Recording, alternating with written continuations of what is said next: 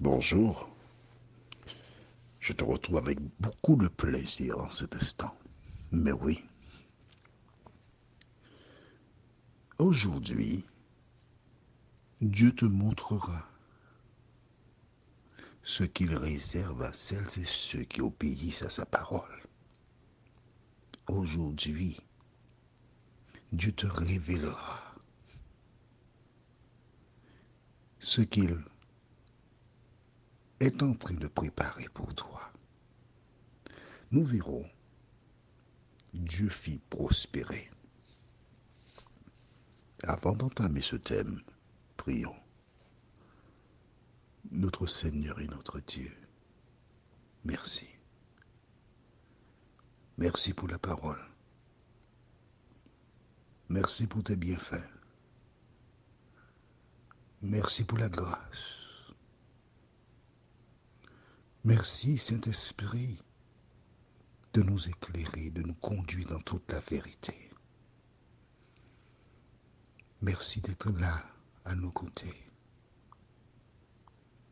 Et tandis que il y a de nombreuses raisons d'avoir peur, tu nous as démontré comment ces sages-femmes n'ont pas eu peur, parce qu'elles t'aiment, elles ont la crainte de Dieu. Seigneur, c'est tout ce qu'il nous faut, la crainte de Dieu. Fais-nous du bien, tandis que nous lisons la parole.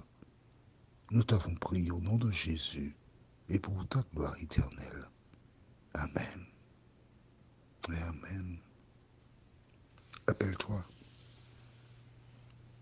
Pharaon, il y avait 2 jours, demanda aux sages-femmes de réaliser son projet, de tuer tous les petits garçons. En agissant de la sorte, le diable est certain que le libérateur ne viendra pas au monde. Même s'il vient au monde, mais il sera détruit. Et forcément, ceux qui sont déjà là, qui sont habitués à aller au carnaval, ceux qui sont déjà là, à aller s'enivrer, ceux qui sont déjà là, qui adorent des idoles, ceux qui sont déjà là et qui sont déjà bien imprégnés dans le péché et dans des pratiques contraires à la parole de Dieu, eh bien, le diable dit, je vais continuer à accentuer cela pour qu'ils soient vraiment opposés à Dieu. Pourquoi? Parce que Dieu ne saurait en aucune manière prendre des personnes qui vivent en opposition avec sa parole pour en faire les parents du libérateur. C'est pas possible. Tu ne penses pas? Ok, garde la page. Écris dans le cahier. Luc chapitre 1er. Luc 1. On va chercher Luc 1. Allons. On ne dort pas. Parce que le temps qui m'était parti est court. Et il faut que tu comprennes cela. Parce que tu vois, ce n'est pas la peine d'aller vite. Il faut prendre le temps pour comprendre la parole. Un jour, Dieu a envoyé un ange. Tu te rappelles le nom de l'ange? On a déjà vu ça, il n'y a pas longtemps. L'ange Gabriel. Il a envoyé l'ange Gabriel vers un homme. On lit dans Luc chapitre 1er, versets 5 et 6. Du temps d'Hérode, roi de Judée, il y avait un sacrificateur nommé Zacharie, de la classe d'Abia. Sa femme était d'entre les filles d'Aaron et s'appelait Élisabeth. Tous deux étaient justes devant Dieu, observant d'une manière irréprochable tous les commandements et toutes les ordonnances du Seigneur. Ils n'avaient point d'enfant parce qu'Élisabeth était stérile et ils étaient l'un et l'autre avancés en âge. Or, pendant qu'il s'acquittait de ses fonctions devant Dieu, selon le tour de sa classe, il fut appelé par le sort, d'après la règle du sacerdoce, à entrer dans le temple du Seigneur pour offrir le parfum. Bon, tu peux lire la suite, ça ne va pas te faire du mal. Et c'est là l'ange Gabriel lui dit que Dieu a choisi sa famille et il aura un fils qui s'appellera Jean. Donc tu vois, Dieu n'a pas envoyé Jean-Baptiste dans un foyer bordélique, non? Non, des gens qui avaient une règle de vie. Et c'est pour cela que toutes les personnes qui sont en Égypte, qui ont déjà bu, qui ont déjà consommé les produits égyptiens, sont dans le péché à fond la caisse. Et là, il dit, bon, je vais maintenant veiller à ce qu'ils continuent à pécher.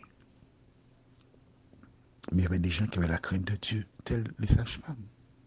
Et quand Pharaon les a appelés, et il a dit, mais qu'est-ce qui s'est passé? Pourquoi vous n'avez pas obéi? Elles ont donné une réponse.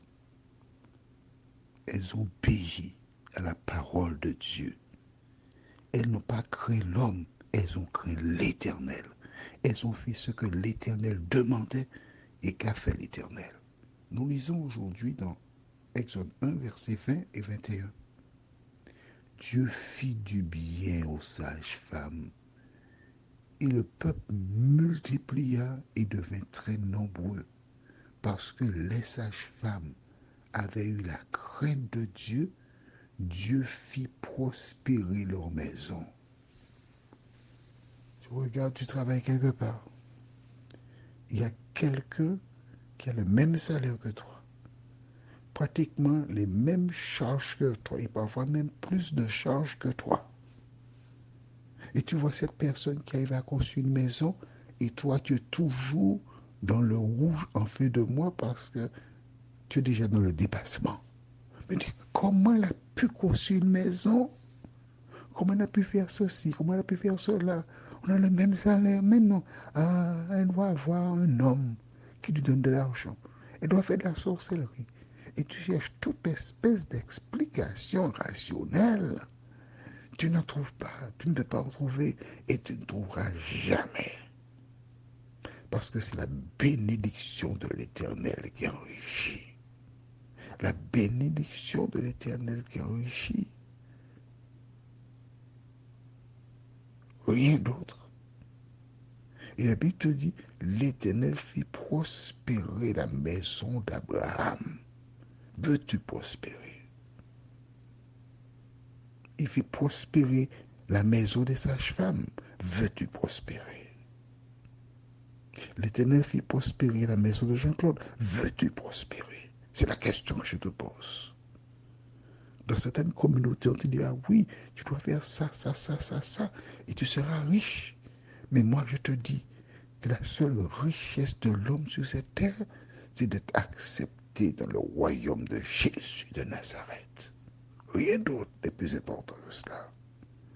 Et aujourd'hui, les chrétiens, les vrais chrétiens, ne peuvent pas et ne doivent pas bâtir leur foi sur ce qu'ils ont, mais sur ce qu'il est, parce que Jésus est.